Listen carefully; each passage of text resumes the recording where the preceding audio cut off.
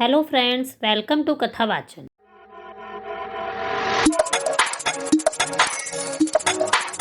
आज इस वीडियो में हम आपको जितिया व्रत की उद्यापन विधि के बारे में बताएंगे। किसी भी व्रत का उद्यापन करना बहुत ज़रूरी होता है।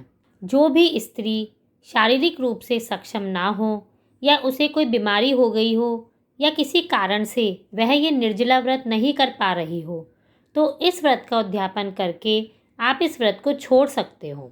किसी भी व्रत में उद्यापन का विशेष महत्व होता है। कभी कभी उम्र ज़्यादा होने पर भी निर्जला व्रत नहीं हो पाता, तब भी आप उद्यापन करके अपने व्रत को स्थगित कर सकते हैं। इस व्रत के उद्यापन आप इस विधि से कर सकते हो। सुबह नहा धोकर तैयार हो जाइए।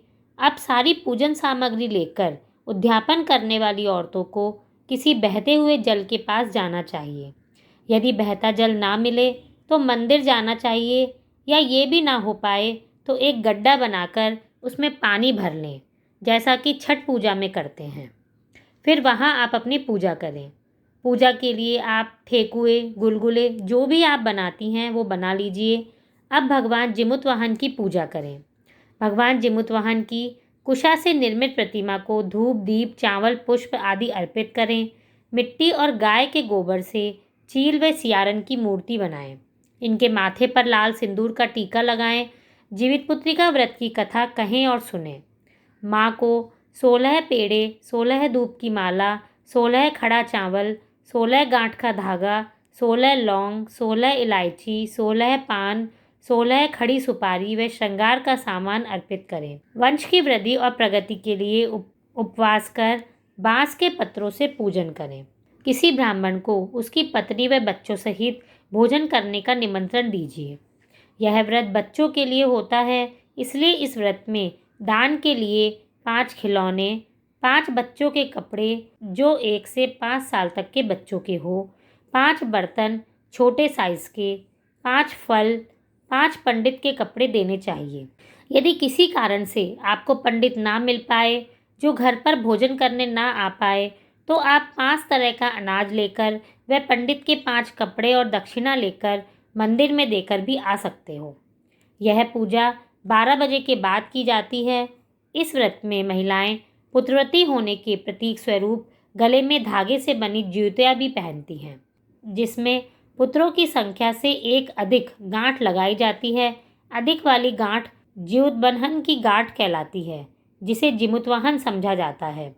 स्वयं पहनने से पहले उसे कुछ देर पुत्र को पहनाकर रखा जाता है।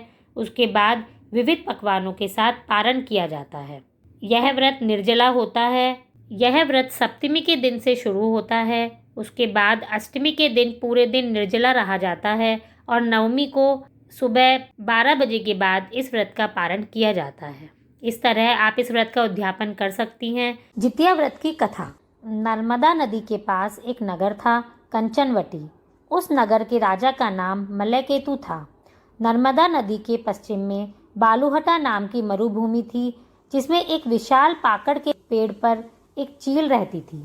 उसी पेड़ के नीचे एक सियारिन भी रहती थी। दोनों पक्की सहेलियां थीं। दोनों ने कुछ महिलाओं को देखकर जितिया व्रत करने का संकल्प लिया और दोनों ने भगवान श्री जियुतवाहन की पूजा और व्रत करने का प्रण ले लिया। लेकिन जिस दिन दोनों को व्रत करना था, उसी दिन शहर के एक बड़े व्यापारी की मृत्यु हो गई। उसका दाह संस्कार भी उसी मरुस्थल पर किया गया। सियारन को अब भूख लगने लगी। मुर्दा देखकर वह खुद को रोक न सकी और उसका व्रत टूट गया। पर चील ने संयम रखा और नियम और श्रद्धा से अगले दिन व्रत का पारण किया। फिर अगले जन्म में दोनों सहेलियों ने ब्राह्मण परिवार में पुत्री के रूप में जन्म लिया। उनके पिता का नाम भास्कर था। चील बड़ी बहन बनी और उसका नाम शीलवती रखा गया। शीलवती की शादी बुद्धिसेन के साथ हुई। सियारन छोटी बहन के रूप में जन्मी और उसका नाम कपूरावती रखा गया। उसकी शादी उसी नगर के राजा मलयकेतु से हुई। अब कपूरावती कंचनवटी नगर की रानी बन गई। भगवान जियुतवाहन के आशीर्वाद से शीलवती के 7 बेटे हुए, पर कपूरावती के सभी बच्चे जन्म लेते ही मर जाते थे। कुछ समय के बाद शीलवती के पुत्र बड़े हो गए। वे सभी राजा के दरबार में काम करने लगे। कपूरावती के मन में उन्हें देखकर ईर्ष्या की भावना आ गई। उसने राजा से कहकर सभी बेटों के सर काट दिए। उन्हें 7 नए बर्तन मंगवाकर उसमें रख दिया और लाल कपड़े से ढककर शीलवती के पास भेज दिया। यह देखकर भगवान जीवतवान ने मिट्टी से 7 भाइयों के सर बनाए और सभी के सिर को उनके धड़ से जोड़कर उन पर अमृत छिड़क दिया। इससे उनमें जान आ गई। 7 युवक जिंदा हो गए और घर लौट आए। जो कटे सर रानी ने भेजे थे वे फल बन गए। दूसरी ओर रानी कपूरावती बुद्धिसेन के घर से सूचना पाने को व्याकुल थी। जब काफ़ी देर बाद सूचना नहीं आई तो कपूरावती स्वयं बड़ी बहन के घर गई। वहाँ सबको जिंदा देखकर सन्न रह गई।